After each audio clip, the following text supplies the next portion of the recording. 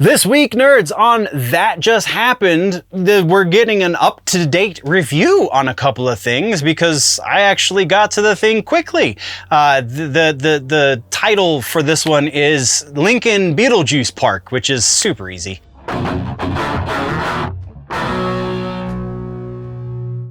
All right, so reviews for not so lazy people this time around, because I saw Beetlejuice on opening night and I watched the Linkin Park performance when it happened.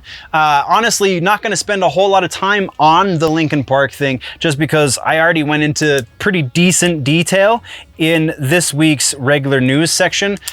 So just the long and the short of it is, I think Emily, the new vocalist who is replacing Chester, I think she's fine. I think she's going to do well with new material moving forward.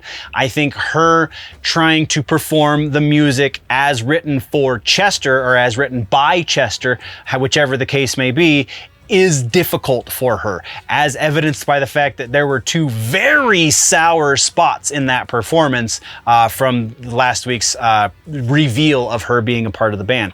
So yeah, otherwise, again, the new track that they released is definitely worth a listen. So that's, yeah, I would recommend it. If you're a fan of Linkin Park, this is back to that more Meteora, Minutes to Midnight kind of sound. So yeah, absolutely a recommend, because that's kind of peak Linkin Park, if you. Sponsor spot for this week is gonna be quick, because we're trying to do a quick episode in general. So Dubby sponsored partnership, whatever, with the channel. Find the link in the description. You can use the code Generally Nerdy at checkout to get 20% off for the month of September, and it's cheaper than buying the cans, and it's actually quite tasty as well. Plus, you're getting more than just caffeine. So if you want to get $1 per drink instead of $4 per drink, that should be motivation enough. Go check out Dubby by following the link in the description. Use code Generally Nerdy at checkout so that I do get a little bit of a kickback. You can help out the channel, plus get some yummy goodies for yourself. Dubby, thank you very much for the partnership. Let's get back to the news. So yeah, that's what we got for that part of this episode. Let's move now into Beetlejuice Beetlejuice, because this is a thing we got to get into. Beetlejuice Beetlejuice came out this week, and first and foremost, I'm going to preface this by saying, spoiler alert, A.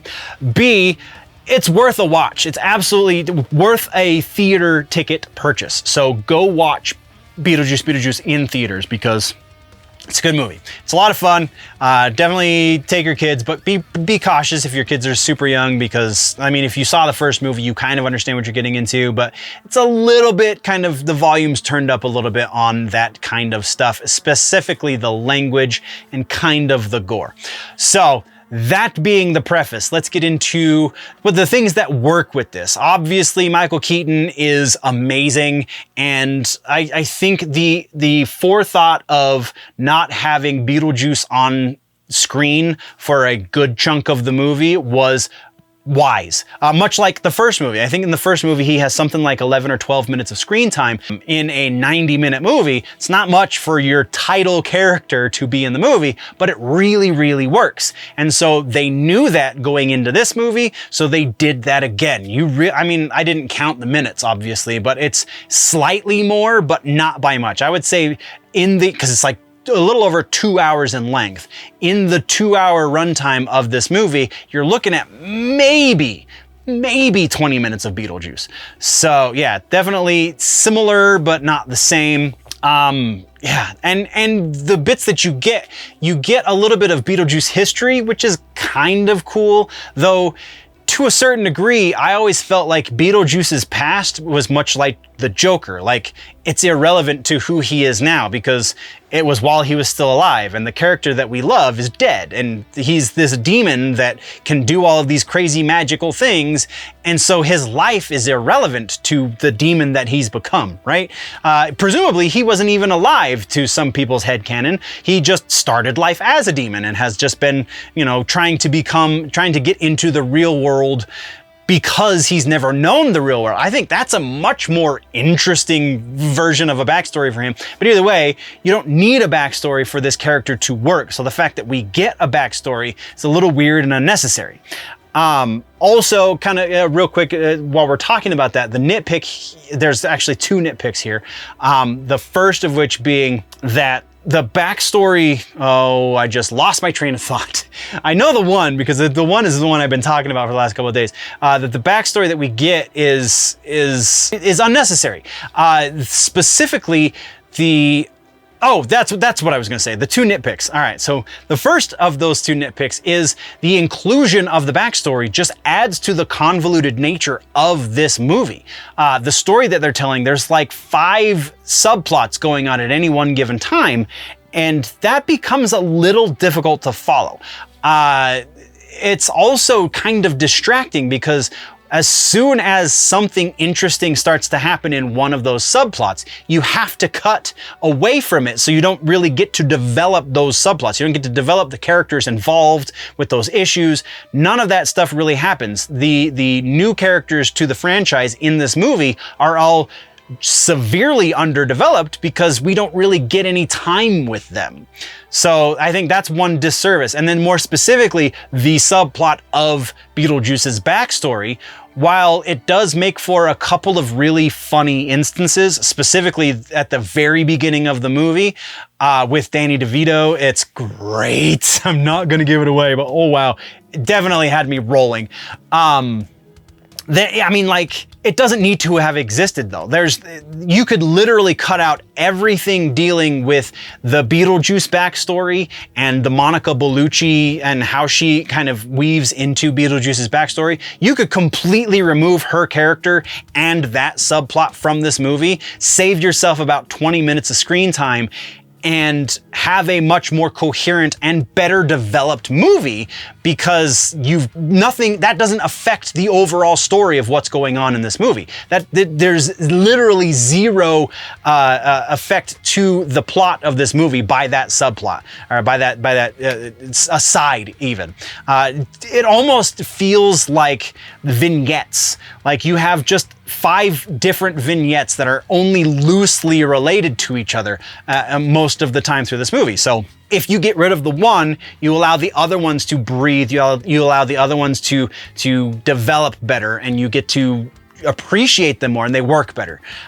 Because specifically, I think the one that suffers the most, and the one that is arguably the most important as far as the all of the side things go, is Lydia's relationship with Astrid, her daughter. So Winona Ryder and Jenna Ortega, their characters, it's a mother-daughter situation. The Jenna Ortega doesn't appreciate her mom the way she thinks she should be, and so, friction happens, and that's one of the motivating factors for a lot of the things that go on in this.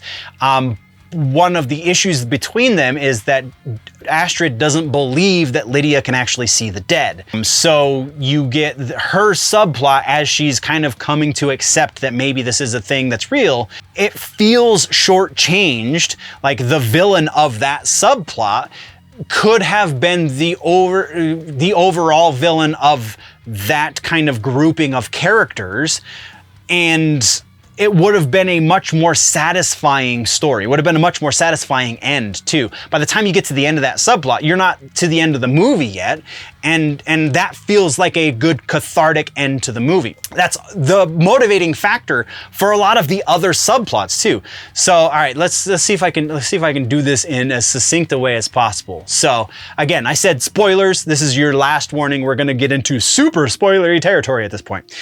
All right, so again, Lydia and Astrid are conflicting because Astrid doesn't believe Lydia can really see the dead. And Lydia has built this whole career on the fact that she can see the dead. She is the host of one of those reality TV shows where they deal with ghosts, etc., blah, blah, blah. Not super interesting. Honestly, we'll get into this in a little bit, but honestly, probably not where the actual character of Lydia would have gone, but again, we'll get to that in a minute. So that's the motivating conflict. Astrid dislikes her mother for a number of reasons. She lost her father. She blames her father's death on her mom. The fact that her mom can't see her father in the afterlife says to her that she's making things up, because of all the people that she would want to see, it would be her dead husband, and she can't. So Astrid is away at school and they're not talking. Lydia's dad dies because, of course, they're not going to put that guy in. I can't even remember the actor's name, but he's recently out of prison for very distasteful things, very gross and upsetting things. And so, yeah, he's not the character. I thought that was really clever. The character is still in the movie, and they do kind of still use his likeness. I mean, obviously there's a picture of him at one point, so they do still use his likeness, but they do claymation for how he died, and then they use a different actor without a face after he's dead. So in the afterlife, he's a shark bite victim, and so half of his body's missing, including his head. So, and his voice is all muffled because it's all bloody. So it's really funny. It's hilarious, and it's very, very clever way to deal with that situation. So that's what brings everyone together. Is Astrid's grandpa, Lydia's father, has died, and Astrid, as a form of rebellion, obviously is trying to get away from the family, and she runs into a boy. This boy is, whatever, cute and enticing, and so she wants to spend time with him. And so on Halloween, he reveals to her that he is actually a ghost, which is a great which would be a great moment if it didn't feel like you're getting shortchanged on the development of this moment, because it feels really rushed. This is the motivating factor for most of the movie, because the fact that he's dead and the fact that she is interested in him means she wants to make him undead, right? She wants to bring him back from the dead. And so she's willing to help him do the thing that he wants to do, because he avoids telling her the secret of, well, in order for me to come back to life, you then must forfeit your life. And so she goes into the netherworld with him, and they, when it is found that that boy is dead by Lydia, then she goes after her daughter and sees them go into the netherworld, and therefore she calls in Beetlejuice. We're not even going to touch on the whole Monica Bellucci backstory, because again, that kind of convolutes things.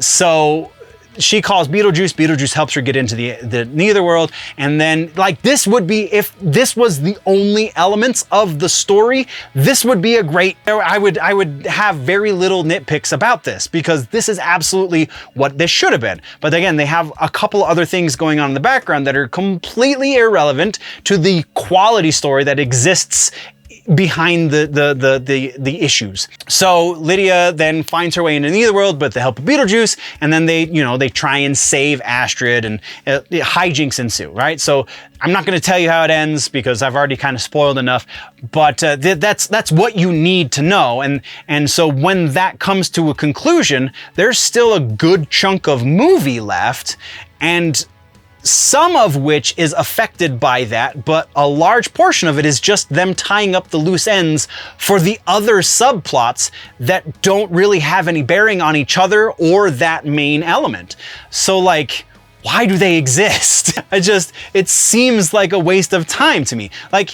I'm okay with the general runtime of this movie, roughly 2 hours. Again, it's a little bit over 2 hours, but if you're going to do a movie with that length, I feel like you need to justify it by having a more coherent story to tell that needs that length. Whereas there's those other things going on that you really could have trimmed a good portion of all of them, one of them entirely, and you could have saved yourself, again, 20 to 30 minutes of screen time, and it would have been a much more succinct story. You would have been getting a lot more rave reviews, whereas everything is just kind of good reviews. And yeah, it's just kind of, yeah, we've gone into detail. Still think this is a recommendation. I was hoping it was going to be a more robust recommendation. I was hoping that I was going to be like, oh my God, if you don't see this, you're really missing out on a great moment in life. If you don't see this, you're missing out on a couple of really good laughs. That's kind of all we've got for this.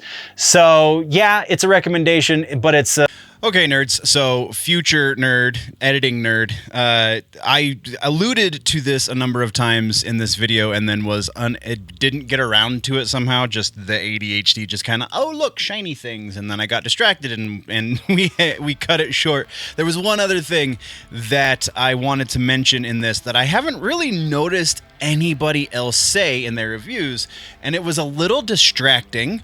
So the whole.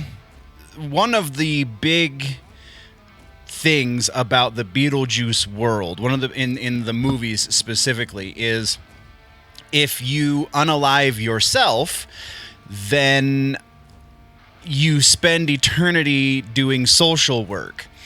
And Lydia's dad was doing social work.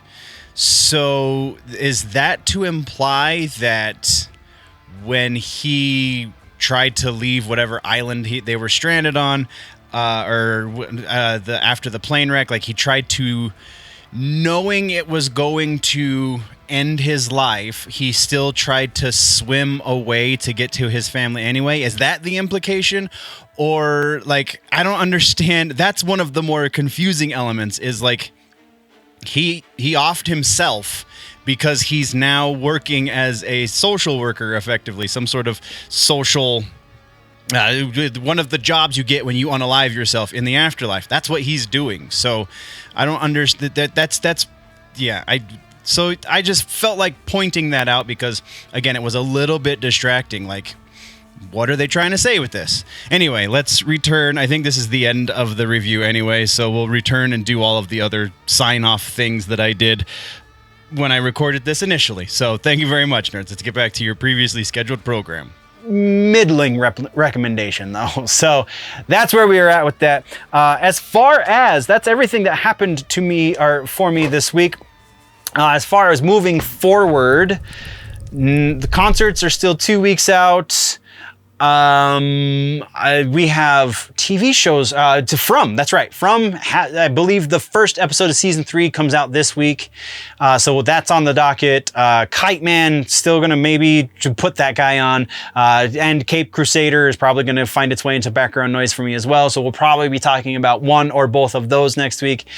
And no movies to speak of. So yeah, that's about where we're at this point. So what just happened for you, nerds? Let me know down in the comments. What are you looking forward to in the week to come? Let's have that conversation as well before we head out. And I appreciate your faces. Thank you for sticking around for this silly reviews for lazy people kind of show. Yeah, let's continue to have these conversations in the future. Don't forget to like, subscribe, do all the things. We'll see you in the next one. Before we go, always remember that if it's generally nerdy, it's probably here, and that just happened.